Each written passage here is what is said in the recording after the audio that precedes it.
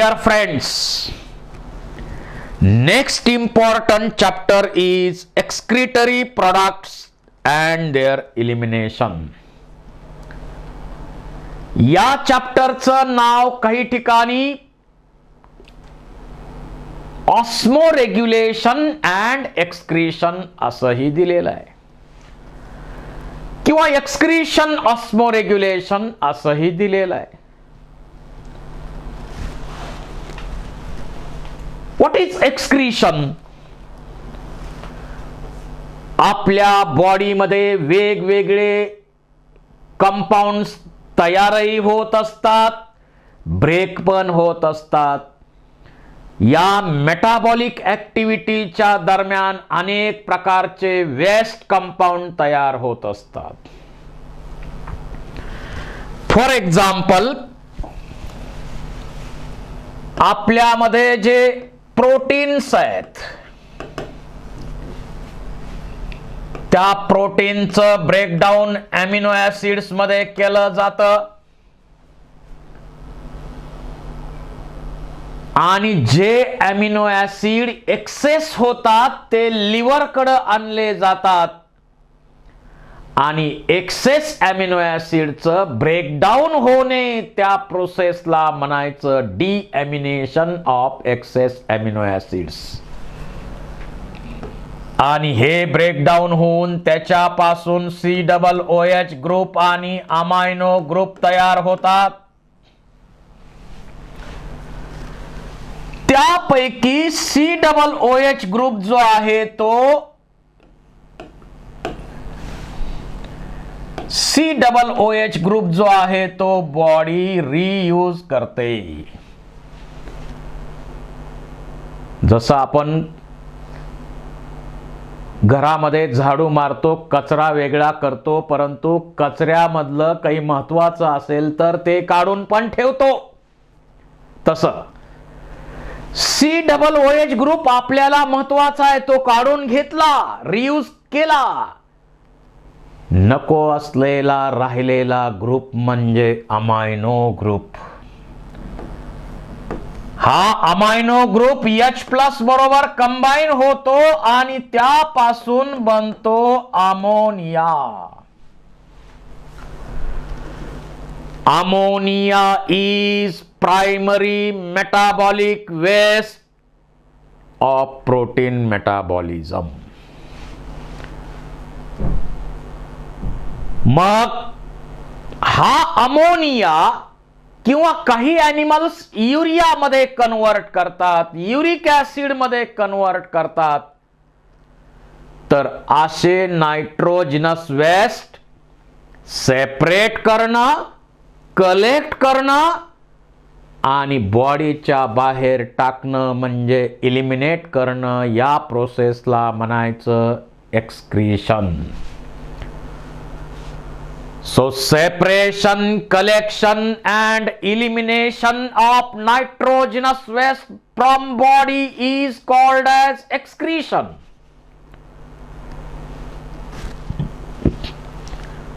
Excretion is elimination of metabolic waste materials like ammonia, urea, uric acid from body of animals.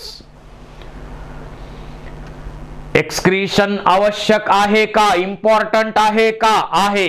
Y? It helps to eliminate nitrogenous waste from body.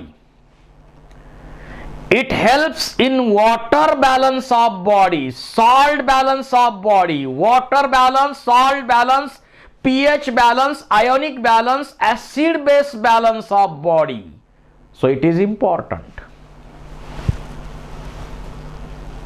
मग काही animals काय करतात? हा ammonia direct बाहेर टाकतात. काही animals urea मध्ये convert करून मग बाहेर टाकतात, ज्यांना कमी वॉटर अवेलेबल आहे.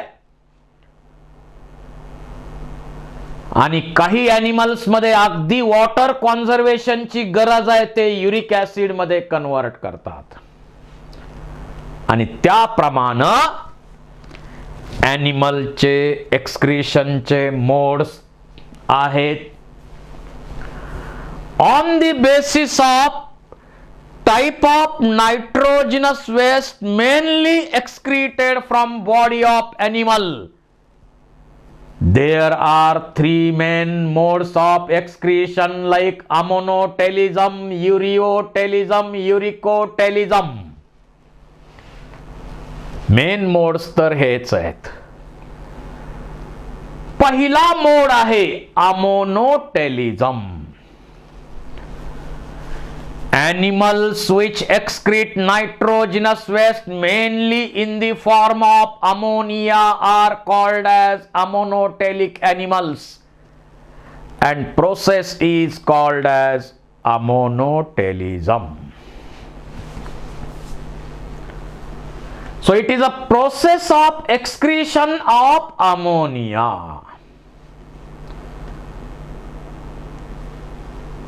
अमोनोटेलिक एनिमल्स कोण आहेत? फ्रेश वॉटर मध्ये राहणारे काही एनिमल्स जसे एक्वॅटिक इनव्हर्टिब्रेट्स अमोनोटेलिक आहेत, एक्वॅटिक इन्सेक्ट अमोनोटेलिक आहेत, बोनी फिश अमोनोटेलिक आहेत, aquatic amphibians like tadpole or frog ammonotelic आहेत. Ammonia is highly toxic, so it should be immediately eliminated from body of animal. Highly toxic असल्यामुळं immediate बॉडीच्या बाहेर टाकणं गरजेचं आहे, because it changes cellular pH.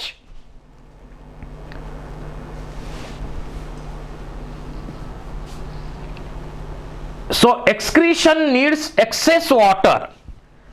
या 1 gram ammonia requires 500 ml of water for its elimination. So much amount of water is needed for elimination of ammonia. आणि म्हणून ही mechanism फक्त ॲक्वॅटिक एनिमल्स मध्ये शक्य आहे.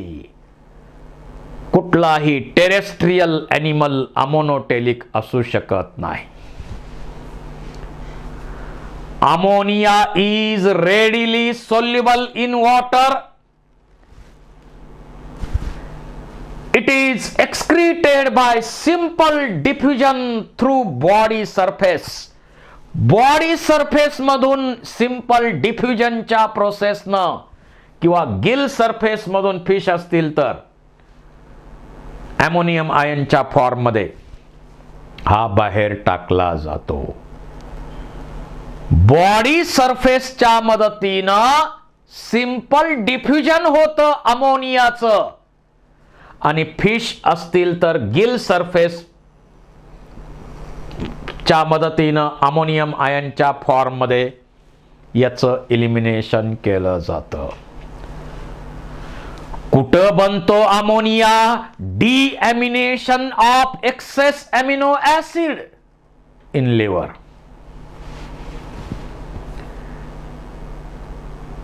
यांच्यामध्ये किडनीचा मेजर रोल एलिमिनेशन मध्ये नसतो. In ammonotelic animals, kidneys do not play any significant role in removal of ammonia.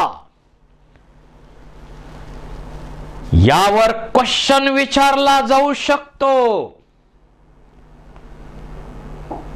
This is ammonotelism. पुन्हा एकदा काही मुद्दे पहा. अमोनिया कुठं बनतो? लिव्हर मध्ये. कोणत्या प्रोसेस मध्ये? Deamination of excess amino acid in presence of enzyme oxidase and 5% from purine metabolism. Purine pyrimidine आहेत माहित तुम्हाला. Ammonia is first nitrogenous catabolite of amino acids. Therefore, it can be produced with very little energy. फार कमी energy लागते ammonia बनवायला. Highly toxic आहे, कारण तो सेल्युलर पीएच चेंज करतो, म्हणून इमिडिएट बॉडीच्या बाहेर टाकणं गरजेचं आहे.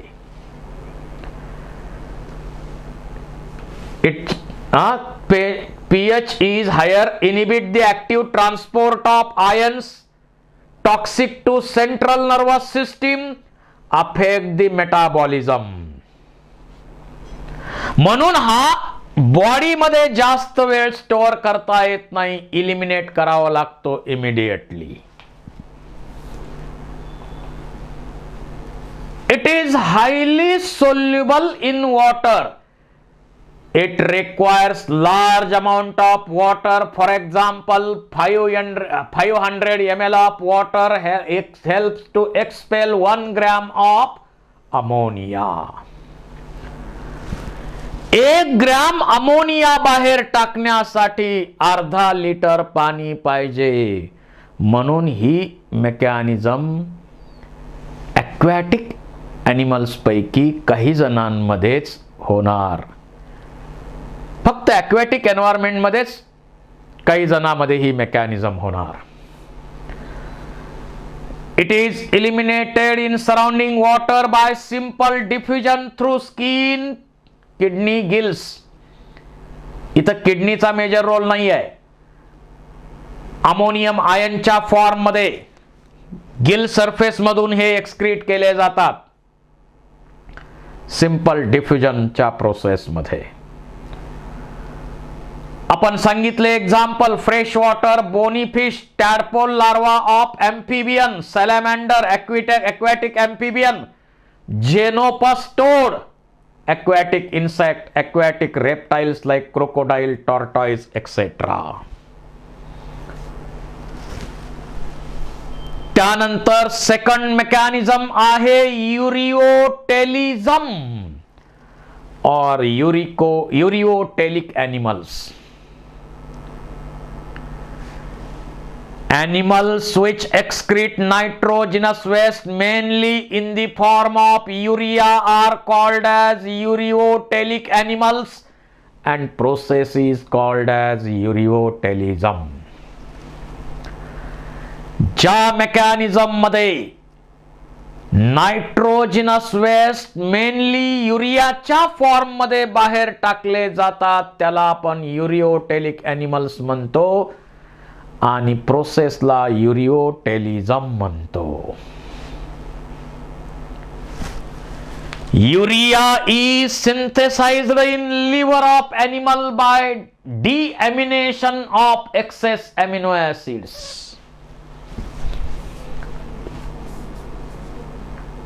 एक्झाम्पल काय? कार्टिलॅजिनस फिश, मराइन वॉटर मध्ये cartilaginous fish, terrestrial and semi-aquatic amphibians like frogs, toads, etc.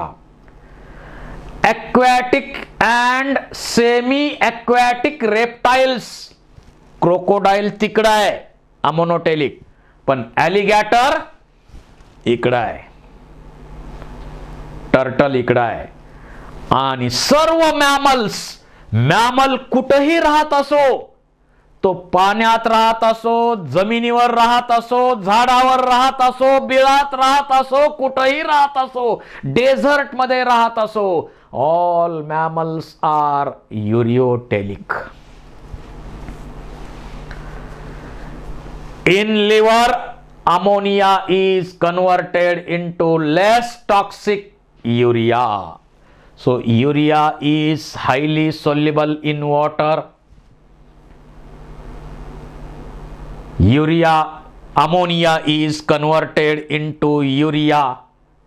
It is less toxic, so it can retain for some time in body of animals. हा less toxic है. 1 gram of urea requires only 50 ml for its elimination. 1 gram urea बाहेर टाकण्यासाठी 50 ml एवढं water sufficient आहे. So it requires moderate water for its elimination. Some amount of urea may be retained in kidney matrix of some animals to maintain desired osmolarity.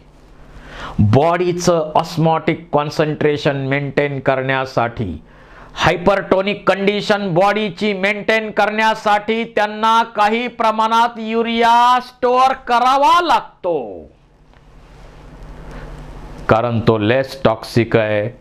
त्यामुळं हा बॉडीमध्ये store केला काही काळ तर काही प्रॉब्लेम येत नाही.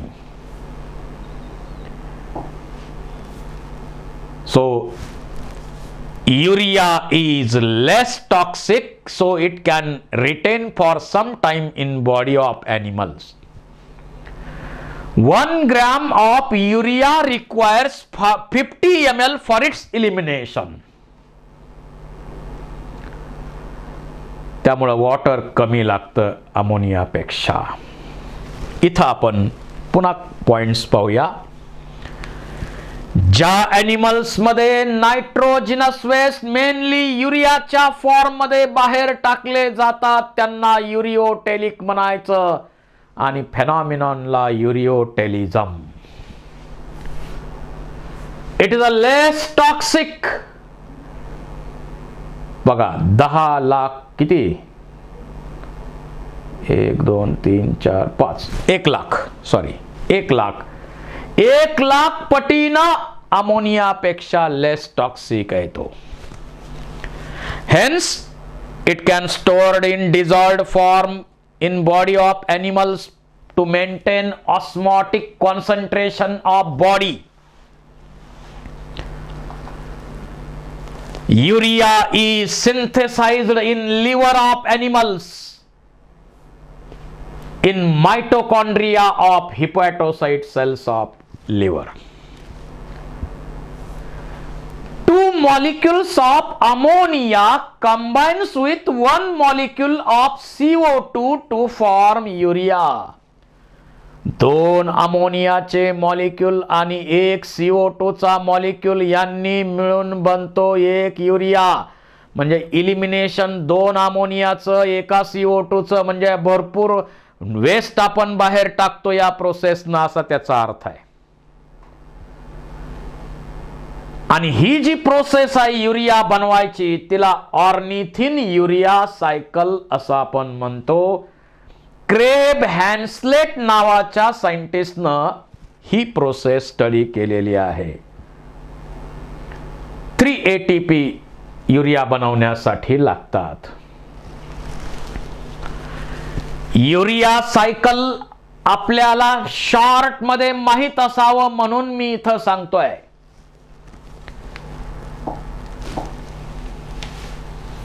पहा, जे अमिनो ऍसिड एक्सेस होतात,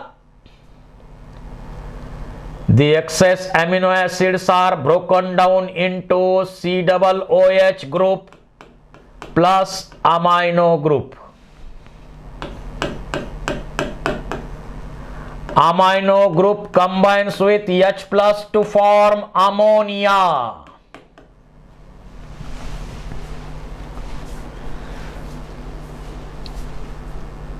अमोनिया एक CO2 2 अमोनिया इथं मिळून काय करतात मायटोकॉन्ड्रिया मध्ये.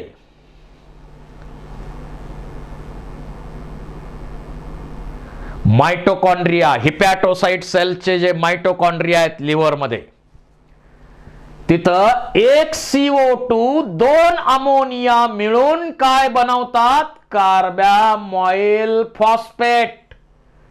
In presence of carbamoyl phosphate synthetase या प्रोसेस मध्ये 2 ATP वापरले जातात. ADP तयार होणार. ही प्रोसेस मायटोकॉन्ड्रिया मध्ये होते. दुसरी स्टेप, 5 स्टेप आहेत, 5 एन्झाइम्स आहेत तिथं. The carbamoyl phosphate combines with ornithine amino acid. पहिलं अमिनो ॲसिड ऑर्निथिन म्हणून त्याला ऑर्निथिन सायकल पण आपण म्हणतो. In presence of transcarbamylase enzyme ornithine बरोबर कंबाईन होणार. ऑर्निथिन बरोबर कंबाईन होणार.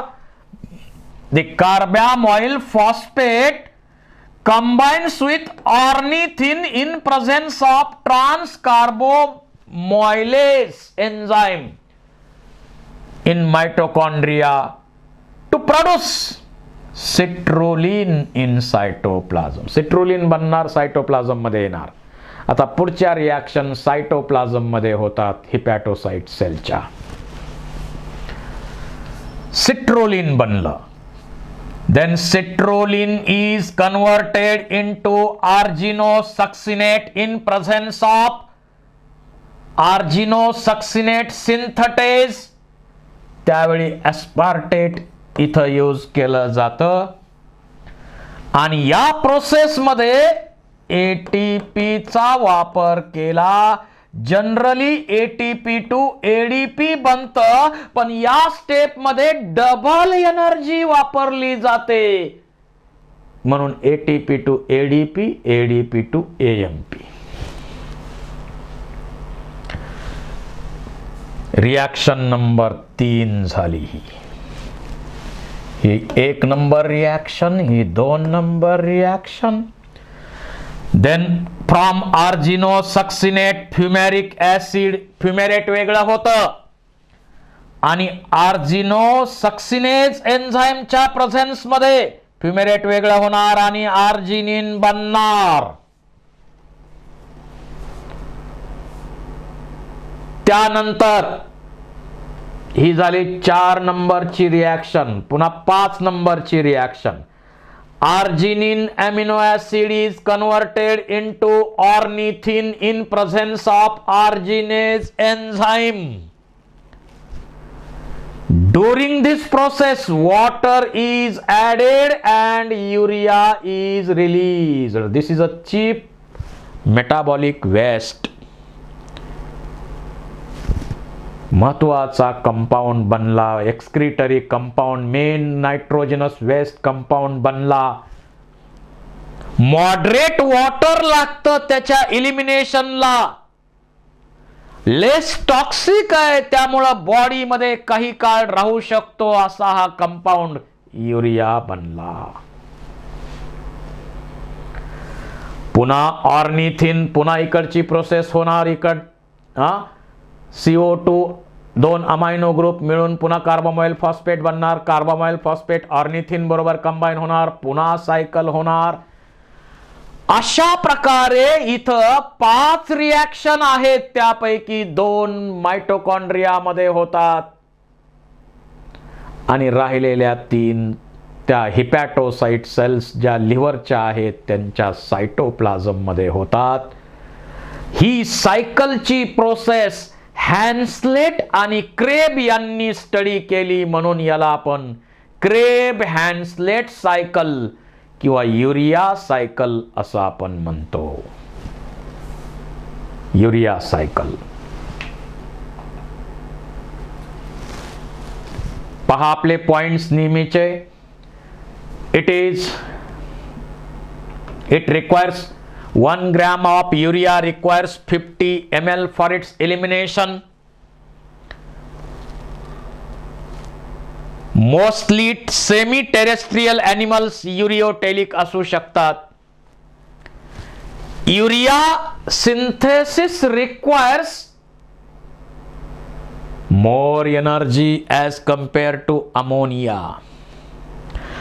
Ammonia requires very little energy. But more than ammonia, energy is required for synthesis of urea. कुणामध्ये कॉमन आहे? Adult amphibians, mammals, मॅमल कुठेही असो युरिओटेलिक आहेत.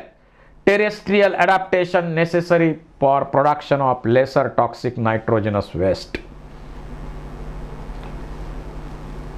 इथं एक्झाम्पल दाखवलेले आहेत. Urea excreted in the dissolved form urine. आपण युरिन बाहेर टाकतो की नाही, त्याच्यामध्ये चीप नायट्रोजिनस वेस्ट कोणता आहे? युरिया. बाकीच्या आहेत पण कमी आहेत. In mammals, all urea is not excreted immediately. Some portion is retained for osmoregulation. Mammal पाण्यात राहत असोत, जमिनीवर राहत असोत, झाडावर राहत असोत, कुठेही राहत असोत, ते युरिओटेलिकच आहेत. एक्झाम्पल बघा, कार्टिलॅजिनस फिश. समुद्रामध्ये सापडणारे हे कार्टिलॅजिनस फिश आहेत. त्याला आपण मराईन फिशेस लाईक शार्क आहे, स्कॉलिडॉन आहे, टेरेस्ट्रियल एम्फिबियन्स आहेत, ॲडल्ट फ्रॉग आहे, टोड आहे, frog under hibernation aestivation, semi aquatic reptiles, turtle, alligator. All mammals in aquatic, terrestrial, desert or any habit. Mammal कुठेही राहत असला तरी तो कसा आहे? युरिओटेलिक आहे.